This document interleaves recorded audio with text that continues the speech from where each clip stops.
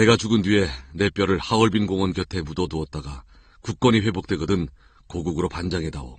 나는 천국에 가서도 마땅히 우리나라의 회복을 위해 힘쓸 것이다. 올해는 안중근 의사 순국 103주기입니다. 하지만 아직까지 안 의사의 유해는 흔적조차 찾지 못하고 있습니다. 정부와 민간단체가 순국 현장인 리순 감옥을 중심으로 발굴 조사를 진행했지만 성과는 없었습니다.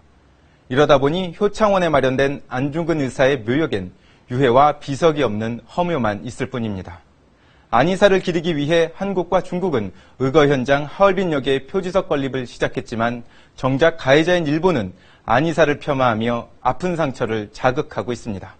김명주 특파원이 보도합니다. 중국 하얼빈역 일본 승강장 주변 바닥에는 7m 간격으로 삼각형과 사각형 표시가 새겨져 있습니다. 지난 1909년 10월 안중근 의사가 이토 히로부미를 저격한 지점과 이토가 쓰러진 장소입니다. 그동안 안내판 하나 없던 이곳에 한중 외교당국은 안 의사의 표지석을 세우기로 했습니다. 형식과 문구 등 구체적인 내용들도 긴밀히 협의 중입니다.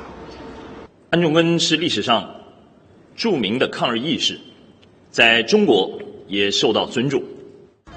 하얼빈역 2층 대합실에선 지난주부터 안중근 의사를 소개하는 사진전도 열리고 있습니다. 한중 간 안 의사를 기리는 사업에 일본의 망언이 쏟아진 것은 박근혜 대통령이 지난 18일 중국 측에 감사의 뜻을 전하면서부터입니다. 일본 강요들의 망언은 안 의사를 범죄자로 표현하는 데까지 이르렀습니다.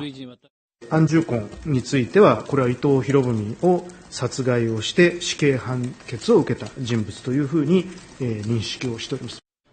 일본과 달리 중국에선 기념 사업을 진행 중입니다.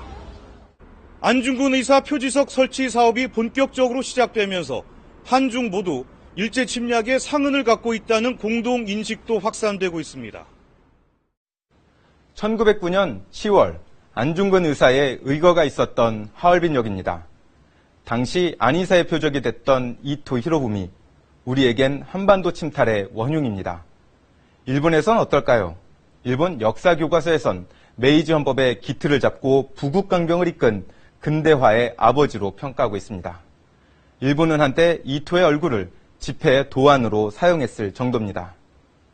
반면 안중근 의사에 대해선 이토를 살해했다라는 짧은 표현이 대부분이고 일부 교과서만 독립운동가라는 한국 내에서의 평가를 간략히 싣고 있습니다.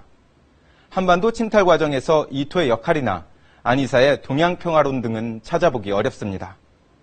반면 부쩍 잦아진 정치인들의 야수꾼이 신사참배와 함께 태평양 전쟁 A급 전범들에 대한 재평가 움직임은 활발합니다. 일본 고위 인사들이 서슴없이 안 의사에게 범죄자라는 망언까지 하게 된 하나의 배경이란 분석입니다. 이런 추세라면 우리 애국지사에 대한 폄하는 더 심해질 가능성도 있다는 지적입니다. 해법의 하나로 한중일 공동 역사교과서가 제시되고 있는데 관건은 역시 일본의 태도입니다. 박근혜 대통령의 공동 역사교과서 제안 직후 부정적 반응을 보였다가 하루 만에 환영의 뜻을 나타냈던 일본. 하지만 분위기는 다시 변하고 있습니다. 일본 언론들은 역사 인식을 둘러싼 관련국들의 골이 깊다면서 진전이 쉽지 않다고 전망하고 있습니다. 문부성은 정부 입장을 더 강화하겠다는 뜻도 밝혔습니다. それと違う意見表明が教科書の中で書かれるのであれば、それはそれで政府見解も必ず書いてもらいたいと。 공동교과서 집필 목적과 활용 방안까지 염두에 둔 우리 측 대응이 중요한 이유입니다. 건전하고 건강한 역사인식을 가지고 있기 때문에 우리가 이니셔티브를 쥐고 적극적으로 대처해 나가는 게 역사 공동교과서의 모델로 평가받는 독일과 프랑스에선 학생들이 서로 오가는 공동수업까지 하면서 애써 만든 결과물을 사장시키지 않으려 노력하고 있습니다. Das heißt, man bekommt ganz andere Fakten und viel. 반성과 상처 치유에 적극적인 정부의 모습을 그대로 지켜본 독일 학생들.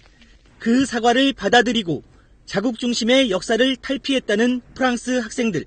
서로가 보여준 진정성을 토대로 양국이 함께 나아간 결과입니다. KBS 뉴스 황현택입니다.